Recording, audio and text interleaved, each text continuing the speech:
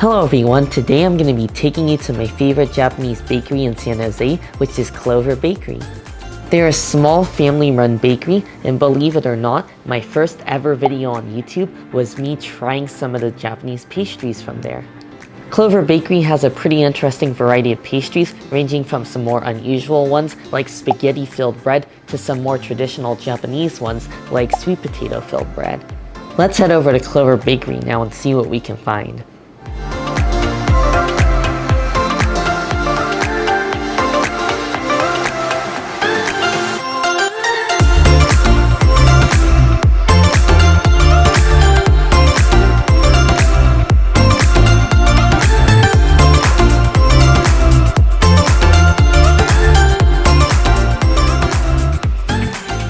I'm back from Clover Bakery now, and while I was there I was waiting in line and it got pretty long, and the lady in front of me told me that she's been going there for years and only recently it has become very popular because of someone's Instagram post. So you definitely want to know that ahead of time. Just make sure you set aside a decent amount of time to go there because you will have to wait in a pretty long line. The lady in front of me told me that she was there for their onigiri, which are rice balls filled with some sort of filling, and then they're wrapped in dried seaweed, also known as nori. She recommended that I try the unagi one, which is grilled eel covered in this sweet and sort of savory sauce, and I adore unagi, so I'm definitely looking forward to that. She really didn't have to convince me hard on that, and I also got a couple of other ones that look good. What I really appreciate is the way that they wrap up their onigiri, because they leave the seaweed separate from the rice, so it prevents it from getting soggy. Let's just give it a taste. If you can hear,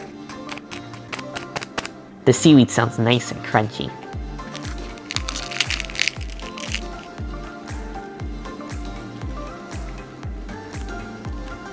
It certainly brings a smile to my face when I bite into this onigiri, because to think of it, I don't think I've ever had onigiri with a crunchy outer layer of seaweed, and that's only because it's fresh. And I really enjoy that they keep it separate, because that definitely elevates this, and the rice is perfectly cooked. It's not overly moist, not overly dry, it just has this perfect chew to it. The eel is great as well. If you've never had eel before, you might think it sounds a little strange, but it really isn't. It's just this perfectly oily white fish. It's very flavorful and quite high in the fat content, so it's nice and fatty, which means it has a really soft and delicate texture. And what makes it really addicting is the eel sauce they put on there, which is this sort of sweet and savory sauce, almost like a saltier teriyaki that's really intense, and it really goes great with the eel because it just has so much flavor and it coats all of the rice very well.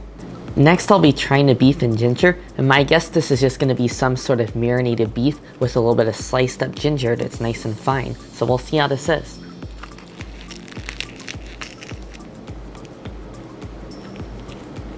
Wow, this is exactly what I expected, except it tastes even better than what I thought it would taste like. It reminds me of the meat that's on gyudon, and gyudon just means beef over rice. So it has that sort of flavor of, again, like a sweet soy almost flavor. And there's also a little bit of pickled ginger in here. I'm usually not the biggest fan of pickled ginger, but it works really well in here because it's nice and mild. It just brings a little bit of sweetness and a little bit of tartness and acidity to go with the beef, so it kind of cuts through a little bit of the richness. Next is the tofu onigiri. This tofu onigiri is pretty unique. I wasn't really sure what to expect, but it's this fried tofu, and the tofu itself has a really nice texture. It's quite on the dense side, and it's almost a little bit chewy, which I really enjoy. And the flavor is pretty nice as well. It's almost like a sweet soy sauce glaze, and there's just a mild ginger flavor to it as well. Now for our last onigiri before we move on to some of the savory pastries. This is the spam teriyaki.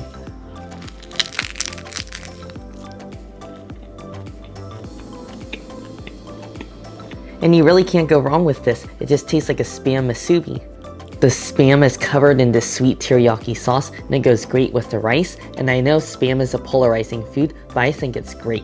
I really enjoy it, especially when it's covered in rice and wrapped up in nori. It's just a great combo. The first savory item I'm going to be trying is the spicy tuna bread, and the tuna looks great. It looks nice and red and angry and spicy, and it's full of green onions, and that I do like. So I think this will be pretty good.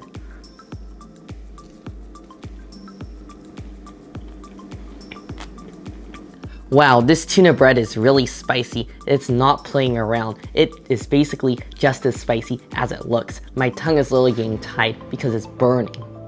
I absolutely adore spicy food, so this one's definitely for me, but it is definitely testing my limits because my whole face is burning and it's just spreading burning sensation throughout my body. But you'll love this if you like spicy food, but definitely stick away from this if you can't handle spice, or you might have a heart attack. Despite the fact that this is spicy, I can still taste all the elements. The tuna is great, and I really love the spicy flavor. It almost tastes slightly fermented, but I really enjoy the crunch from the green onions. It really adds this brightness, and the bread is perfectly soft and moist. Next is a beef curry bread, and this one already looks texturally pleasing because the outside is covered in breadcrumbs, so it feels really hard and crunchy already.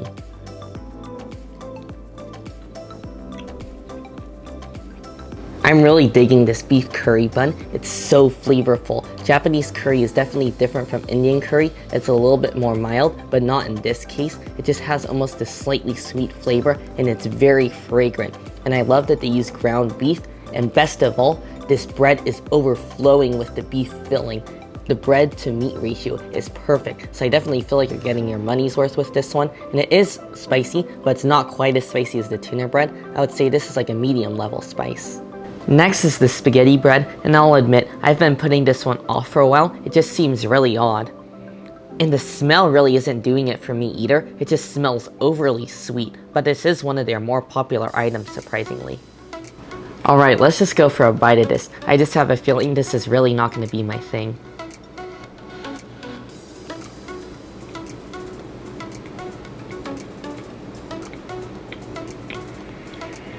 I'm kind of confused as to whether this is supposed to be a sweet dessert item or a savory item because it is so overly sweet for my personal liking. It has a really unique flavor. It has a very strong ketchup-y flavor, so I have a feeling there's a lot of ketchup in here, and on top of that, I feel like they add a lot of extra sugar. The one thing I do like about it is the bread, because you can't go wrong with bread. It isn't a hot dog bun. It just tastes similar to the breads that I've been having recently.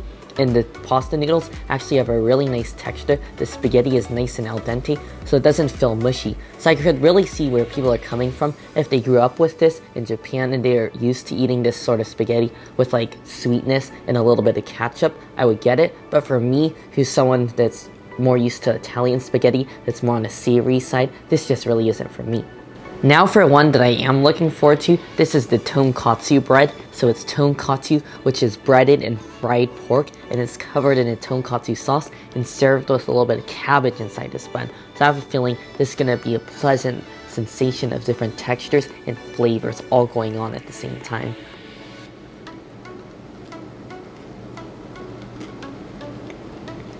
Now this definitely works. You will definitely enjoy this if you enjoy tonkatsu, just like me. The meat itself has a nice chew to it. It's not crunchy, unfortunately, but it is made up for because you have the nice and crunchy, thinly sliced cabbage, which tastes nice and fresh, and all is wrapped up in this eggy-like bun. It almost has like a rich eggy flavor, so I think that's kind of interesting, but it goes well together. And I also love the tonkatsu sauce, which is made with Worcester sauce, so it has this really unique and kind of earthy flavor that goes great with this.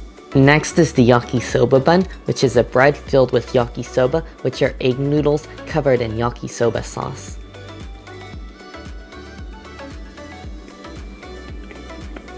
You know, you really can't go wrong with this yakisoba bread. This has been one of my favorite pastries from Clover Bakery for quite a while. The yakisoba noodles are a little bit on the soft side, but it pairs nicely with the bread, just texture-wise, and the flavor is pretty interesting as well.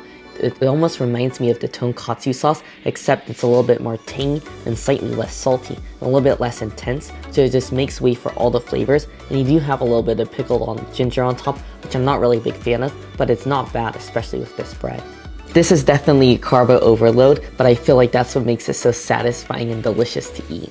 It's time for our sweet pastries now, and the first one I'm going to be trying is our sweet red bean bread, and this is filled with a sweet red bean paste that is smooth since they do not include any of the red bean skin in there.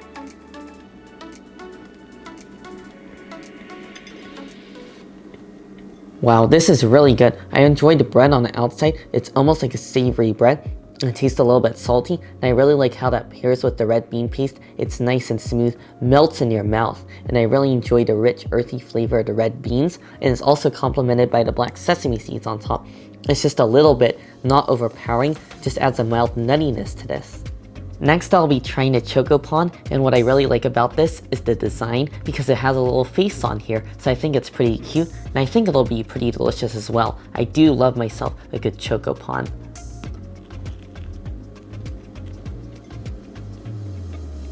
The Choco Pond is not bad. I think the best part of it is the texture. The inside is light and fluffy, and the outside you have this really thick and nice and crunchy crust. However, the flavor is pretty mild. I don't really taste much chocolate, so I think next time I would just get the plain pond, which is I guess just like a sugar flavor or maybe a vanilla flavor. And they also have a matcha one, so I think I prefer that one a little bit more.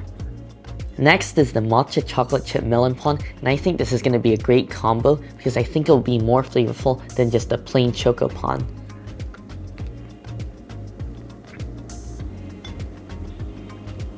For me, the matcha chocolate chip melon pond is just okay. I think it could be a little bit better. I would really appreciate if they used a little bit more high quality chocolate chips because they taste a little bit artificial, and I really think it could use a little bit more matcha flavor, and then they're going to be on track to something amazing because the bread itself is already nice and fluffy, and I'm really impressed with the crust. Oftentimes, the crust on melon pond is a little bit soggy or not that crunchy, but this is really crisp and really thick and crunchy. Also, it's not overly sweet, which is great as well. Now for one I already know I love, this is the sweet potato bread.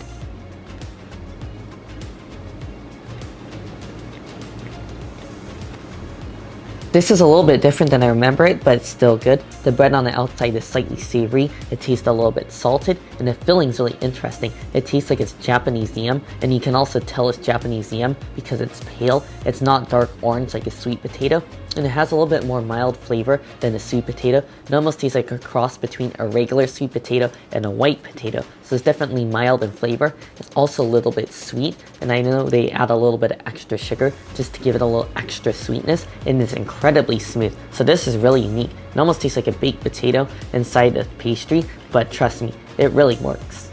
Now for the apple Danish, and this already feels like it weighs nothing, so I have a feeling that's going to be a good sign because that means the pastry is going to be very light and flaky and not overly dense. And there's also a little bit of apples in here that are looking nice and sweet.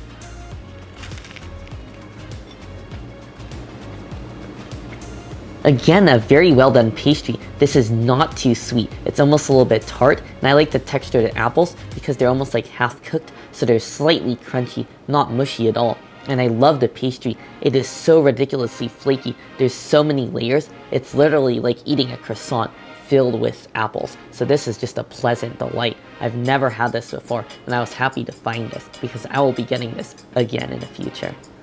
We finally come to our last item. This is the giant cinnamon roll.